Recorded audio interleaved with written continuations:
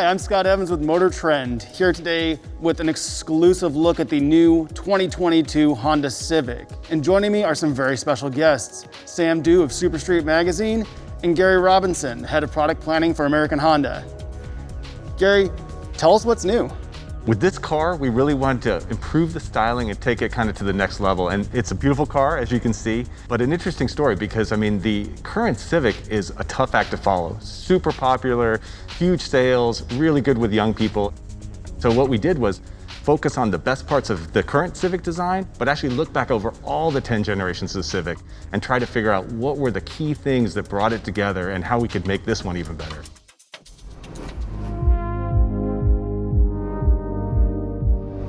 So the theme for this car is thin and light. And there's two parts of that. One is that the vehicle then looks really sporty. It looks like it's kind of that low and wide kind of look. And the other part is that it's meant to be really good for the people that are inside of it. It's human-centered. So when you drive the Civic, you want to have this look outside and just enjoy both the car and the surroundings. And so you see it in the front right away, basically this cool continuous line that goes from the headlight into the grille and into the other headlight, emphasized a little bit more even with the daytime running lights. And it just gives you that impression of sportiness and lightness.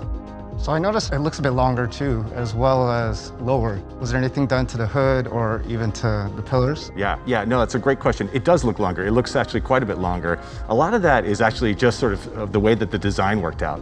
The actual car is about an inch longer, so really not much of a difference at all. But the biggest change, I think, is the positioning of the A-pillar. And so we've actually moved it down by about 1 inch and back by about 2 inches. And there's a couple of things that does. One of them, and I think getting at what you just said, is it gives you a really long looking hood. It looks sporty, it looks powerful, it looks low. It's one of the great connections to some of those older Civics that I think a lot of us remember really fondly from the past.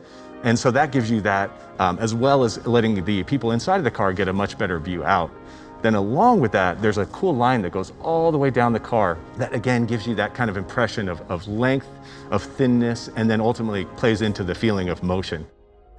Another cool thing that we did, and this is something new for Civic, is we actually moved the mirror off of the A-pillar and then down onto the door. And same kind of thing, it takes the eye downwards and then it allows just a much better view for the people inside. As we get towards the back of it here, I noticed it looks a lot sleeker. What we did in the back of the car was we created a little bit of a kick-up on the rear window, so that gives you just a little bit of a feeling of motion. And then one of the coolest elements, in my opinion, is that there's an integrated rear spoiler on every model. The taillights themselves are thinner, and again, very much matching with the front, and so it all kind of works together. The exterior looks great. I'm really curious about the interior now. I know this is a prototype, so it's not completed, but can you tell us a little bit more about what's inside?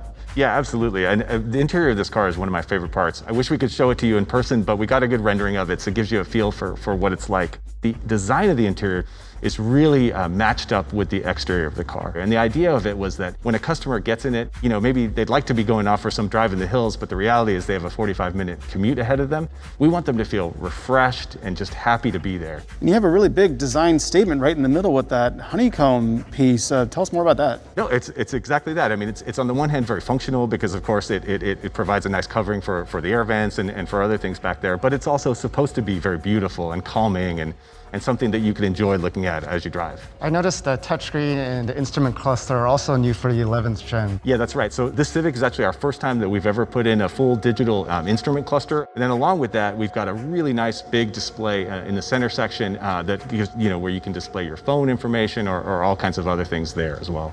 I'm excited to actually get out and drive this car when it's available.